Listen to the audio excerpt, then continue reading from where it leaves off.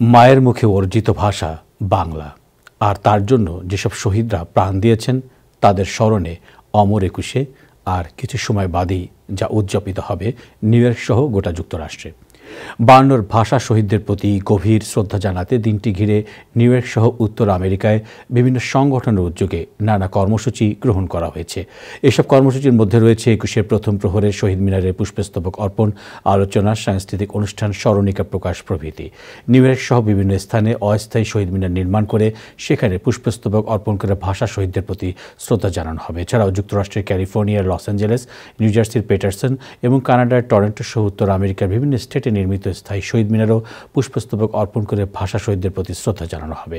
যুক্তরাষ্ট্র প্রবাসী বাংলাদেশিদের আমব্রেলা সংগঠন হিসেবে পরিচিত বাংলাদেশ সোসাইটি অমর একুশে তথা আন্তর্জাতিক মাতৃভাষা দিবস উপলক্ষে 20 ফেব্রুয়ারি বৃহস্পতিবার নিউ ইয়র্ক সিটির উডসাইডের তিব্বতীয় কমিউনিটি সেন্টারে এক অনুষ্ঠানের আয়োজন করেছে। এদিন বিকেল 4টা থেকে রাত 12টা 1 মিনিট পর্যন্ত চলে অনুষ্ঠানমালা।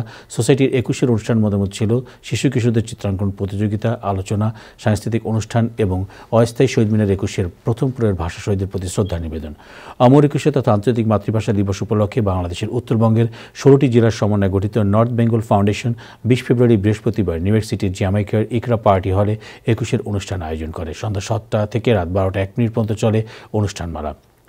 মুক্তধারার উদ্যোগে একুশের প্রথম প্রহরে বৃহস্পতিবার দুপুরে জাতিসংঘের সামনে অস্থায়ী শহীদ মিনারে পুষ্পস্তবক করে শহীদদের প্রতি শ্রদ্ধা জানানো হয়। এছাড়াও যুক্তরাষ্ট্রের new jersey, Connecticut, California, Florida, Texas প্রভৃতি বাংলাদেশে অধ্যুষিত স্টেটগুলোতে বিভিন্ন সংগঠনের পক্ষ থেকে আন্তর্জাতিক মাতৃভাষা দিবস উপলক্ষে বিভিন্ন কর্মসূচি গ্রহণ করা হয়েছে।